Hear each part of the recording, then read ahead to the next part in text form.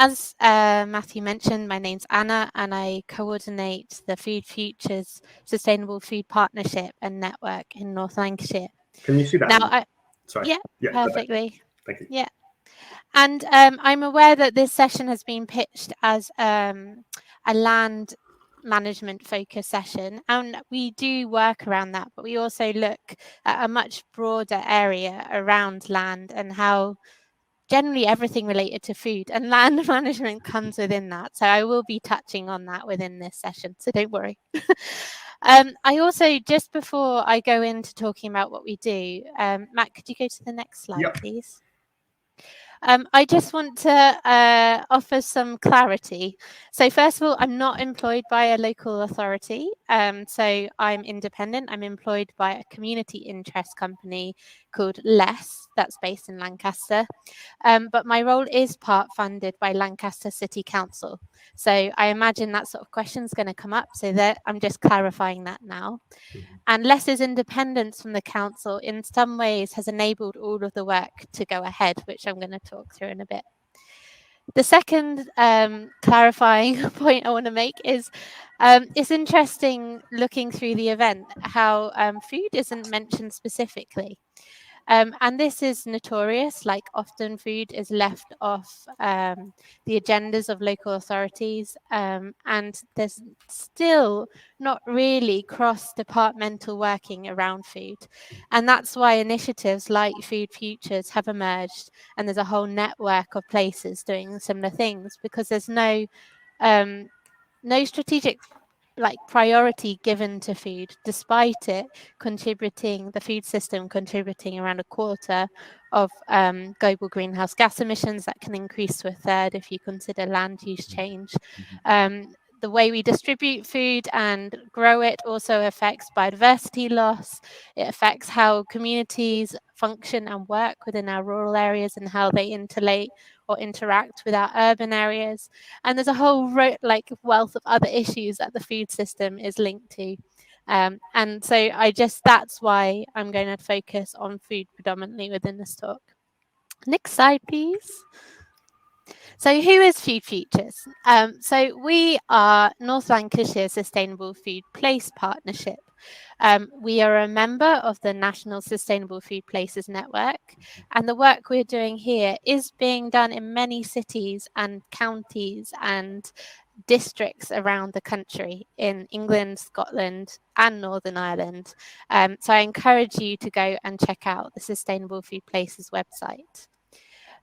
As a partnership, we seek to bring people across our food system together to build up relationships and collaborative working. And over the since 2014, we've been bringing together work, and we're united around this shared vision of a thriving local food system that is healthy, resilient, and fair. And the story behind our partnership is one that's based within the community. So the idea for it came out of our Transition City Lancaster food group. So within our area, there's a lot of community-led food work going on, and I'm sure that's the case wherever you're based. And as a food group, we wanted to look at how we could upscale and create a more enabling environment for that work, and to also approach it more strategically and embed enabling policies into our local areas, how it works, both within institutions, within the local authority, etc. So that's really our roots. We come out of a community-led initiative, and we're very much community-led now. So Sustainable Food Places, as I mentioned, is a national network, which is a collaboration between the Soil Association, Sustain, and Food Matters. And we are also connected to a much wider global movement of places taking similar approaches, whether that's through the Slow Food Movement, Transition Towns Network, through to La Via Campesina and the amazing work that peasant-led movement has brought about. So we're very much place-based, focused on local issues in our area, but connected to this national and international network that shares best practice. And as I mentioned, I imagine questions might come about up around how we're funded. So we were voluntary completely until about 3 years ago. And then we got part-time coordinators that are match funded by Lancaster City Council and the National Sustainable Food Places Network. And we've also managed to get various pots of money from our local academic institutions through impact funding and other grants for very specific projects. But if you want to talk about the funding more, we can at the end. And basically underlying our whole approach to working around food and land management issues. And in fact, if we were to start working on some of the other issues being talked about during this conference, we would still take the same sort of approach, which is a transitional design approach.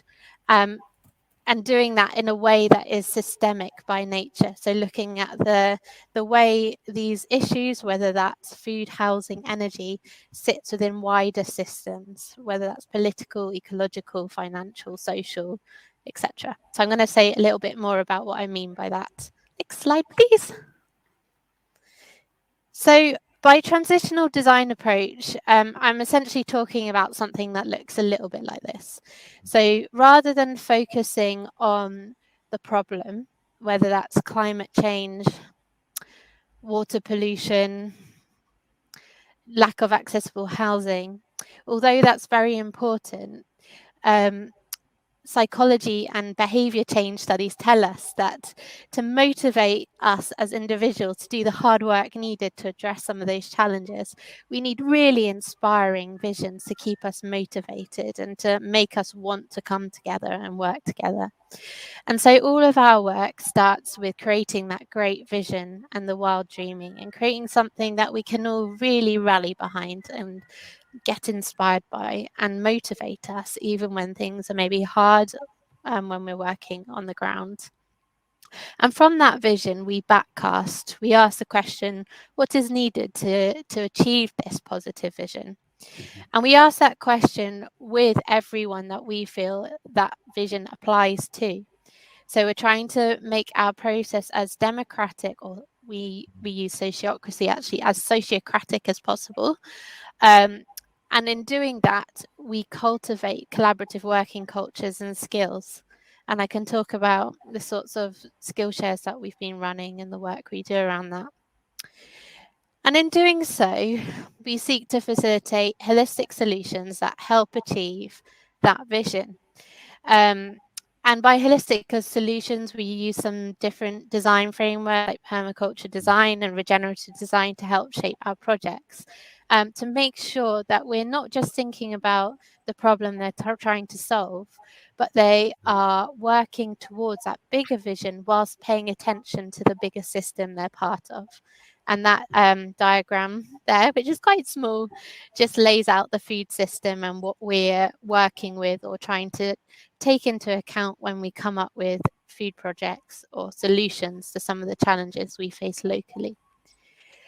We then create a strategy from all of this to support other people in getting involved and getting active. And then we build in constant feedback loops to help review and adapt projects and build on learning and share the learning so that more people can get involved in taking forward effective work locally. Next slide, please. So we've been using this approach over the last year to create a community food strategy for our area that seeks to address the multiple challenges that we face here in North Lancashire. We sparked this process after the Lancaster District People's Jury on Climate Change process, which was a very well thought through and designed process. And I highly recommend you look at the recommendations that came out of that and how that process was designed. Within those recommendations were a series of priorities around food and farming. And Lancaster City Council has very little power or influence around those topics for various reasons. We're a two-tier authority and a lot of this lies at the county level. And so Food Future's committed to taking those recommendations forward and holding discussions around them. So we took the recommendations, we shared them widely and talked about them a lot, but we also held themed strategy days to look at various aspects of our food system and what people hoped for the future. So we created forward-thinking, positive food visions for 2030 and beyond. Where we spotted a lack of representation, we hosted focus groups. So we ran focus groups with local farmer networks and procurement officers. And we also held 3 community conversations with different partners locally, whilst running a paint picture of our future activity in schools, running surveys and holding various feedback cycles through surveys and further focus groups. Next slide, please. And all in all, I can't remember the number now. I think it's like around 250 organisations or people linked to organisations fed into that process.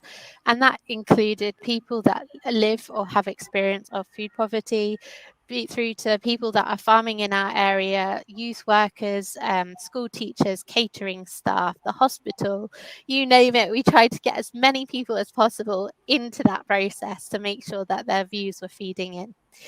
And in creating the strategy, we are very conscious that it's not going to be fixed and that it's acting like a guiding North Star in many ways. And each year we'll review it and we'll welcome in new ideas and critique of it.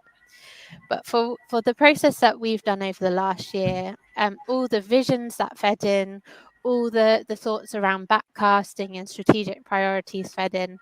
And what we've ended up with is this uniting vision around a thriving local food system, and underlying that we have a series of themes around creating a regenerative food economy, ensuring access to nutritious and healthy food, working in partnership and building that collaborative working culture, building community food skills, and embedding agroecology at the heart of how our food systems and land is managed locally.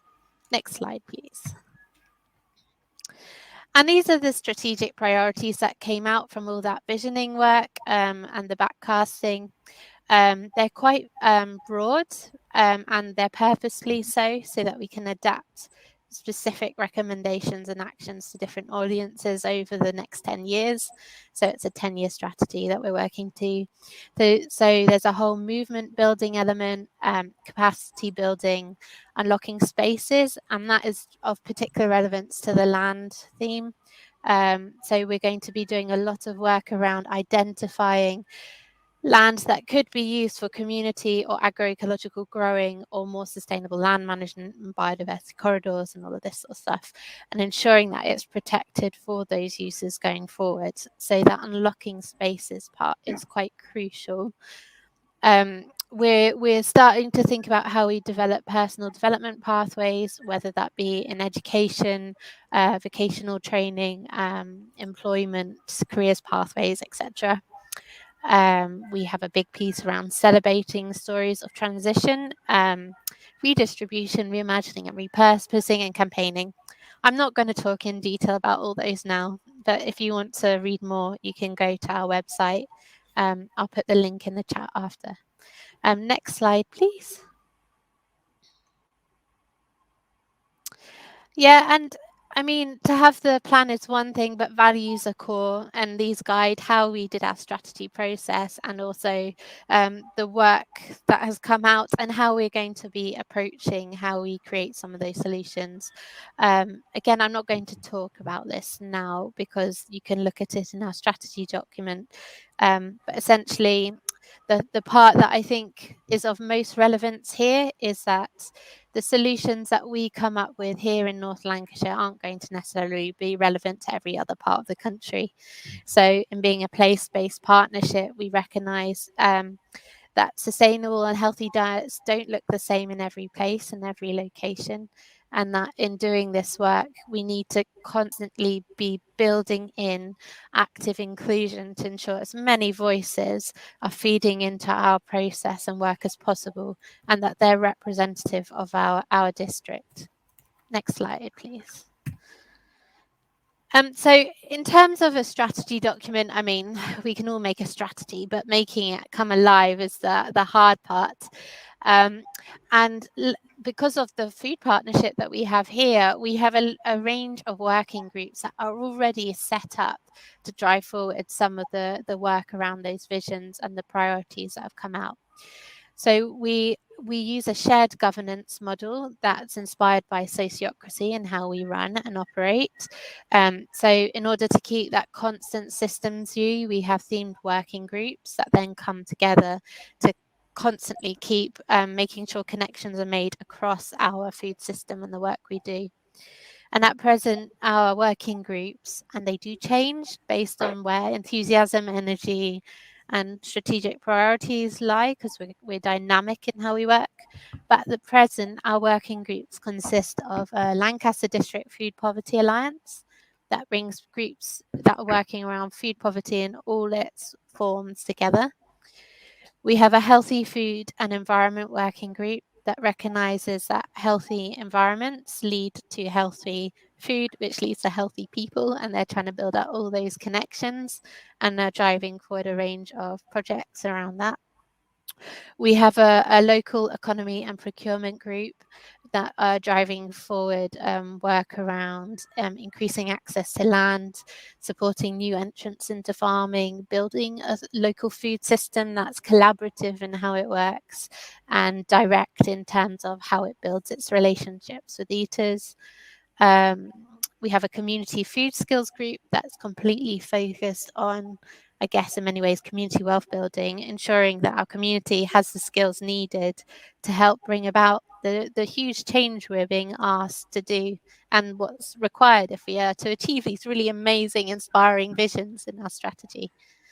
And then we have the Heart group that looks after the health of the whole network, is constantly thinking about how it builds up and supports collaborative working.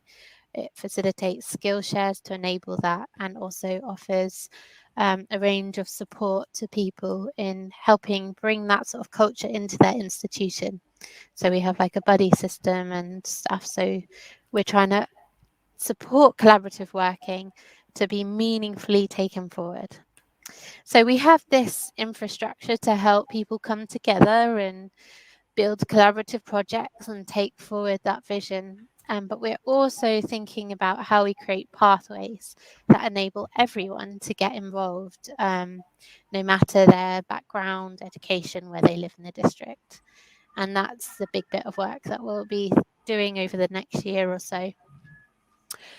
And in doing all of this work, we're conscious that there are so many amazing projects already happening that have a lot to share.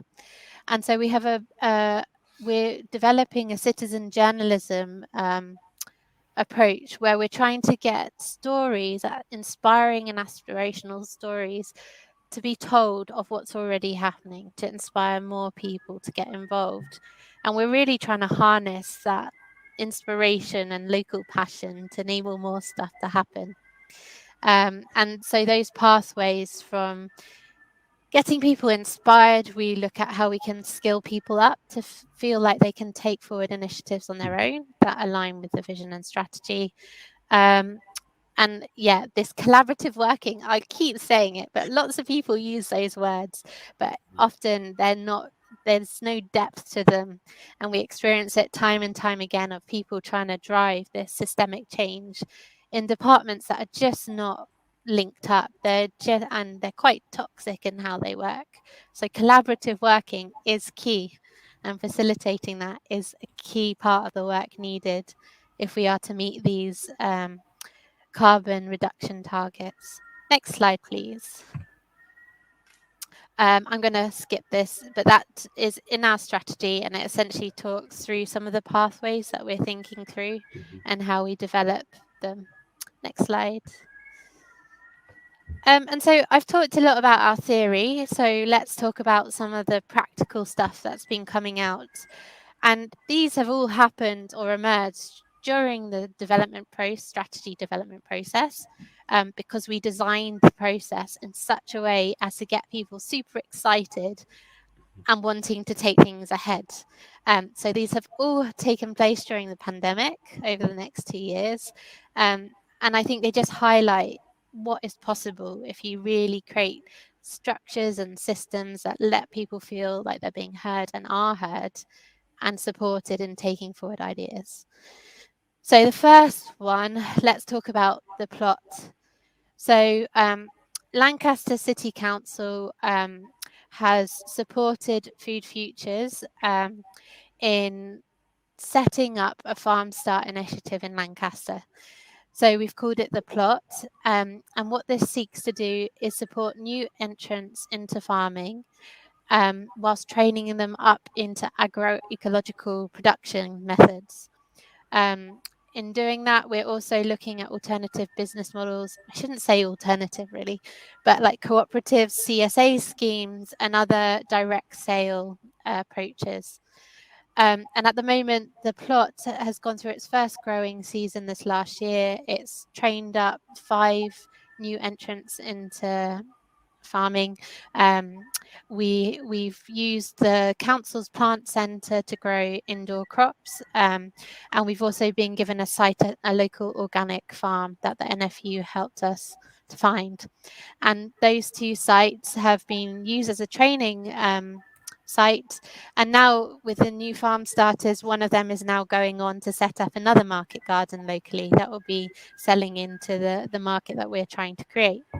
As a platform, we're using the Open Food Network. I encourage you to look at their work because, they're pretty inspiring in themselves and how they're trying to develop shorter supply chains that are democratic.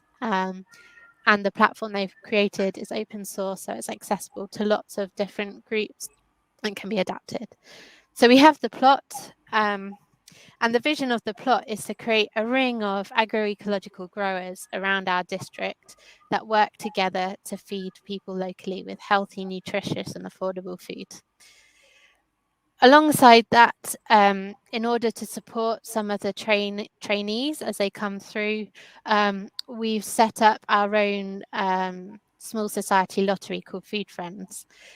So people who are passionate about our vision but don't have any time can give £5 a month to be a member of this Food Friends scheme. And each month we have a prize draw for local food prizes that can be spent with our partners that are all local independent food businesses that are aligned with our vision and strategy.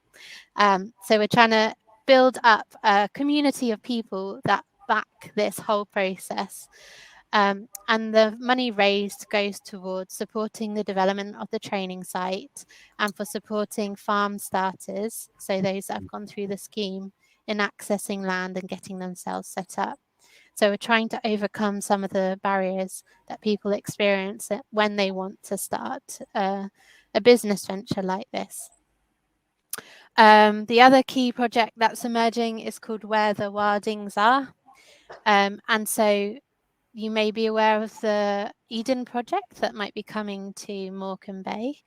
As part of that work, or the wider work around that, there's the aim to create a Morecambe Bay curriculum that embeds climate and ecological education into the curriculum and creates pathways from early years to adult learning that supports the building of knowledge and skills around the ecology of our area. And food skills are a firm part of that. And our little part within that is to set up Where the Wildings Are. And so we've got a pilot of 7 schools. In creating the pilot, we've gone for maximum diversity. So some of our schools are inner city, completely tarmac schools. Others are rural. Some are on the edge of cities or urban areas, but have large grounds. And we're working with the schools to take a whole system approach to embedding permaculture and rewilding into how they work and operate. So they will end up growing food on site, and there will be we will be looking at how we can do that and support outdoor learning in a way that is embedded into the curriculum. But we're also looking at how schools could be hubs within the communities they work. So how they can offer opportunities for skilling up families that are linked to the children that go to the school around food skills and climate resilient related skills and all of these other things. So that project is starting now, and the schools have funded it themselves. and they've employed a coordinator that Les is legally responsible for. And after the pilot, we seek to roll that out within other schools in the district, and we already have a long waiting list. Then you have Egg Cup. So before the pandemic, we were already setting up infrastructure to support emergency food support, as well as pathways out of that. And when the pandemic started, we saw a massive increase in the amount of emergency food support being required locally. And Egg Cup, our surplus food distribution hub, was able to respond to that and massively upscale. And they do supply surplus food to food banks, but they've also set up a food club model, which is essentially a food buying group model. So it's almost like a cooperative in structure. And around it, it offers opportunities for the people accessing the food to also shape how the project is done and run. And many people that have gone through that have become volunteers of the scheme itself. And it's also looking in accessing surplus food, how it can get it from local food businesses and ensure the food that it offers is nutritionally adequate and sound. And again, it offers lots of upskilling, access to other support through the work it does. And then the top one is a very small but sweet project. So you may be aware that seeds were harder to buy over the last year. So we have a seed saving project in Lancaster called Lancaster Seed Library. And we also have a sewing cafe group that support people in repairing, fixing and making clothes. And the two came together to create a network of these little libraries that now share seeds for free that are grown locally. And in doing that, they've skilled up more local seed savers. And they also share materials and tools for repairing clothes and other things around that. Next slide. Yeah, the other projects that have come out, so a group of people were really passionate about the idea of citizen journalism, and so we've created the first edition of a community magazine called Thrive, and it's written by people across the district for people across the district and demonstrates what people are doing around food and climate change, but from a very positive light, and how people can get involved.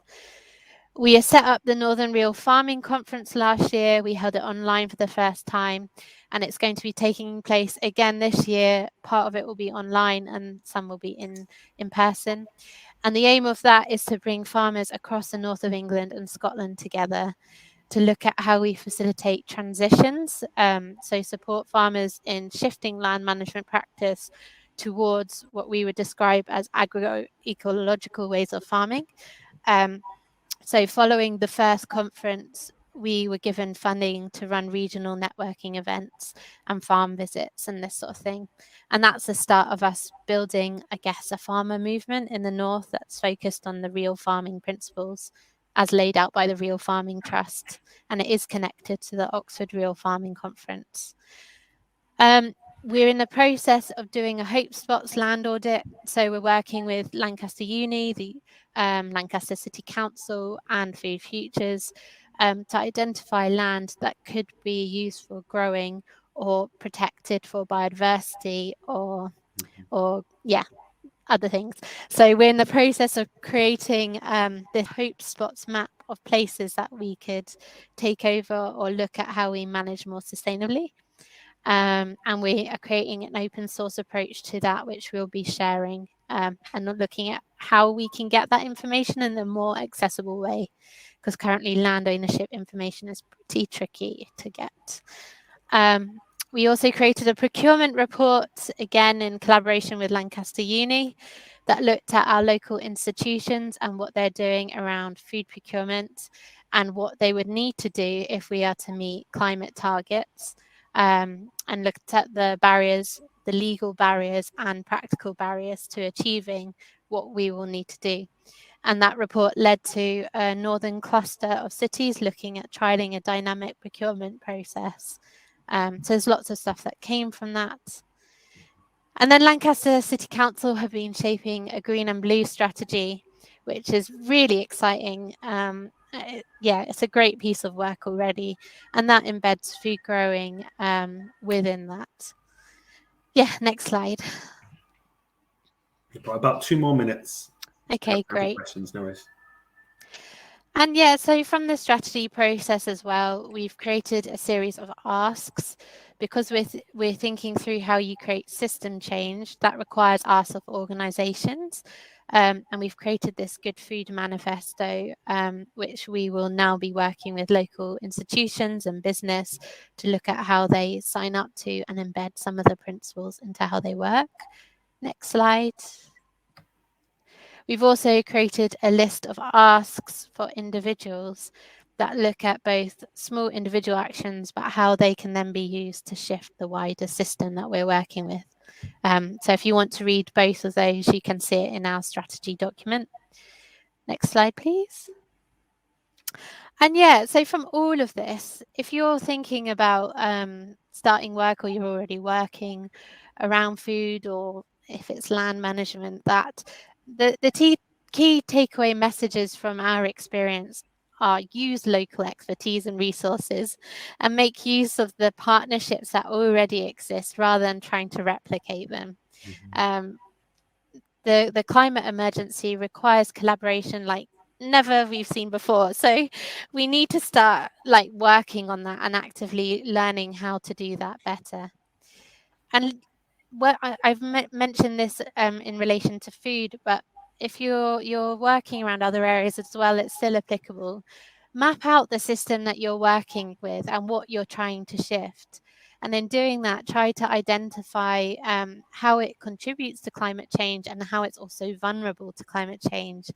And then understanding that, identify the leverage points. So what for minimum effort could have maximum output for shifting the wider system towards a system that both meets climate targets but also addresses some of the social justice and wider challenges that we're facing at the moment.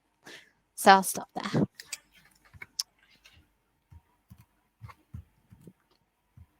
That's great. Has my screen stopped sharing? I think so. Yeah. Great, fantastic. Thanks so much for that, Anna. So interesting. Really great to hear the complete scale and really wide variety of the work that you're doing there. And we've got lots of questions in the chat. Just to say, if you see a particular question, give it a thumbs up, so I'll know to kind of read that one out first if that's popular. So a question from Rhiannon Jane is that, do you think that this would have happened without a core existing group as a catalyst? Any suggestions how you would get things going in areas without existing active groups? Yeah, I mean, I don't think the work would have looked the same if this group hadn't existed. And I think if you look at the different sustainable food place models where the coordinator is employed by the local authority, they face a lot of challenges that we have managed to avoid. There are also benefits, of course. But if you're thinking about using this sort of model, it's really worth weighing up the pros and cons. And if you can find an organization that's willing to host this in a collaborative way, I think that offers a lot of opportunity. In terms of areas where nothing's happening, I mean, I think the transition towns model and other models for building movements are great for starting something. The first thing is you just need to host an event, bring people together, get people talking. And it's amazing like what can come out of that. That's how we started here in Lancaster. We put on an event, a community conversation, and asked people very openly, what would you like this place to be? Like, what would you like to see?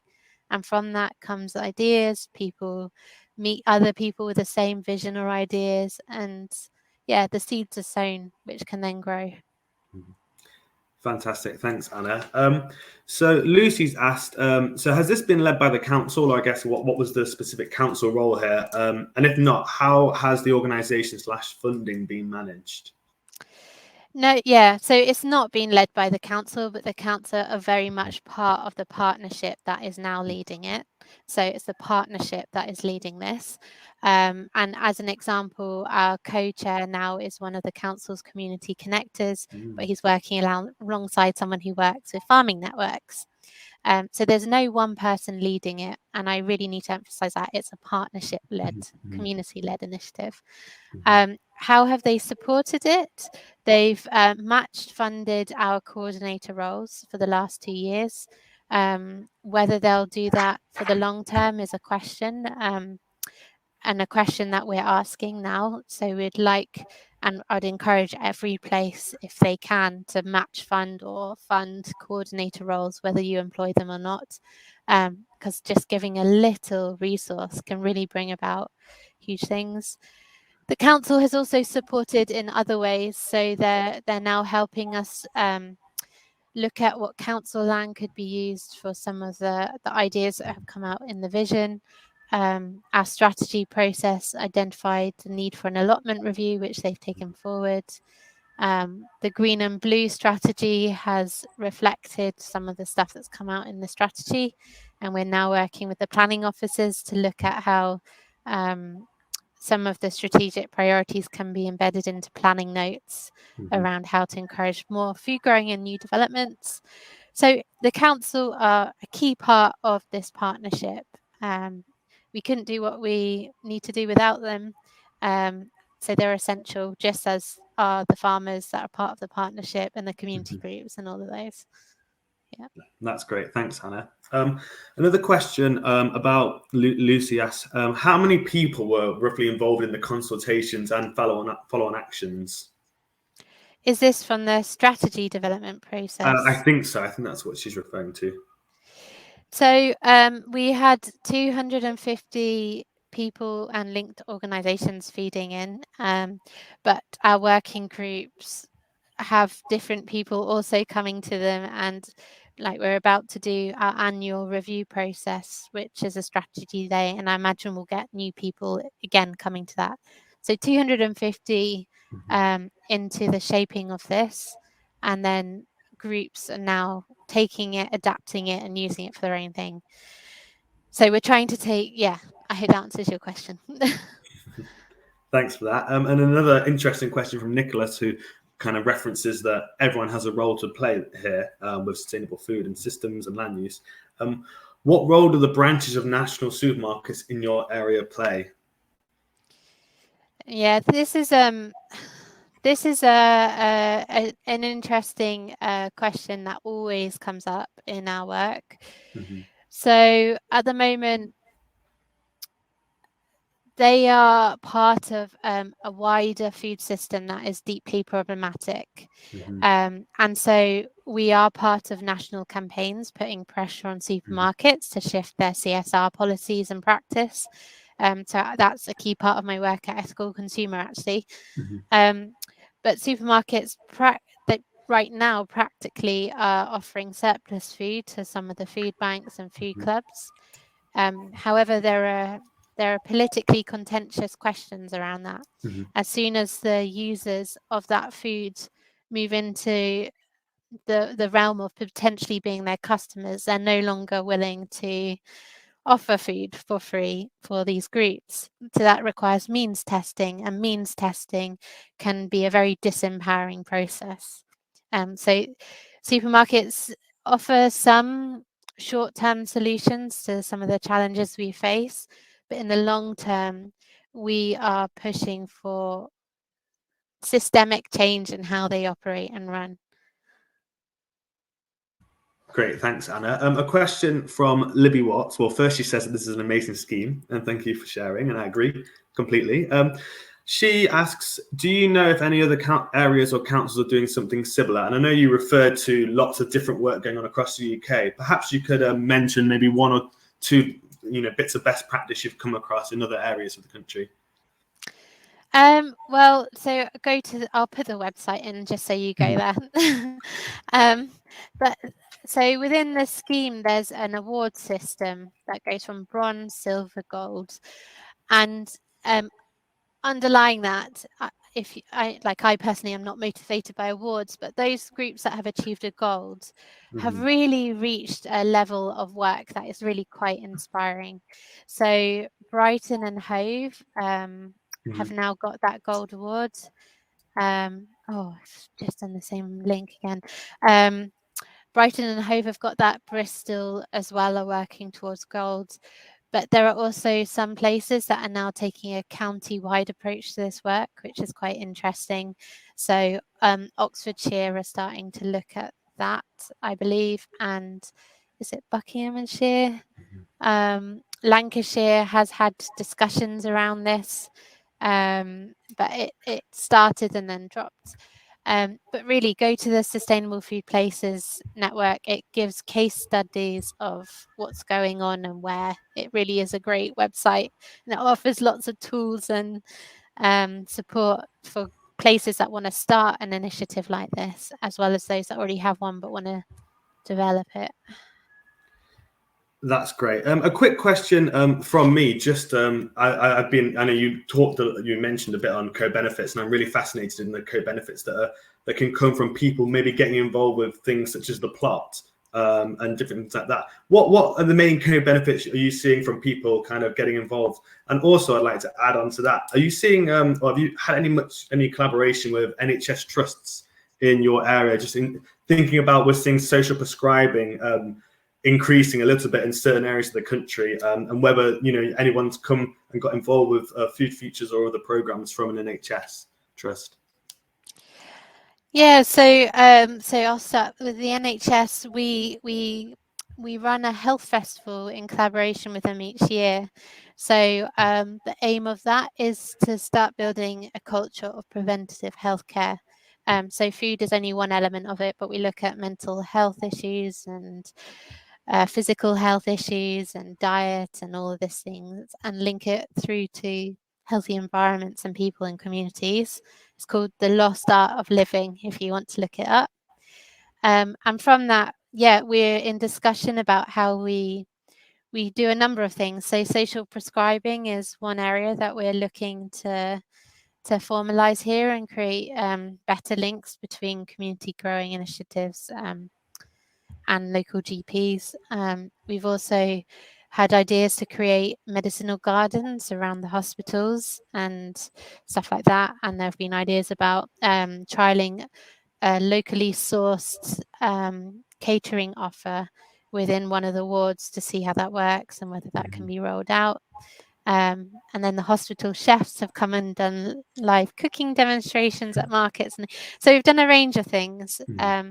But it's been quite hard also working with NHS Trust because they've been through a pandemic, they've been stretched, roles change a lot within there. No worries, thanks for that. And then, sorry. Yeah, the co-benefits. There are so many. I mean, so first of all, when people come to us, some are really they know a lot about the issues, some don't at all. But through being with us for just a little while, we start to see people having the confidence to create change and feeling like they can create change in their communities. And then if you think about projects like the Farm Start or some community gardens here, you have people that have become community leaders in their own rights through going through that have started other initiatives, have completely changed their whole way of living through having experience and being part of a supportive community. So there are so many benefits that have come out that it's hard to say them all now. That's great. And we're pretty much out of time, but if I could give you the last 30 seconds to answer a question from Lucy, who refers to you mentioning allotments and asks whether these are being used to encourage upskilling in veg growing, which people can then use in their own gardens. Yeah, in the past in our area, we ran training on allotment sites to support and facilitate that. At the moment, with this allotment review, that will be a question that we're asking within that. But in many ways, allotments have lots of challenges around them, and we see the schools as being a gateway to supporting more of that work, more than maybe the allotments. But yeah, that is a really interesting area to work around, and how you shift allotment management to being organic as well. Amazing. Thanks so much, Anna. So unfortunately, that is us out of time for this session. Do check out, if you haven't clicked them already, the links Anna's put in the chat, both Sustainable Food Places and also the Food Futures Food Strategy, which she referred to obviously in that presentation. I just want to say a quick thank you again to Anna Clayton, a really, really great presentation and really thoughtful answers in the Q&A. So that's really appreciated. There's a short break now after this session.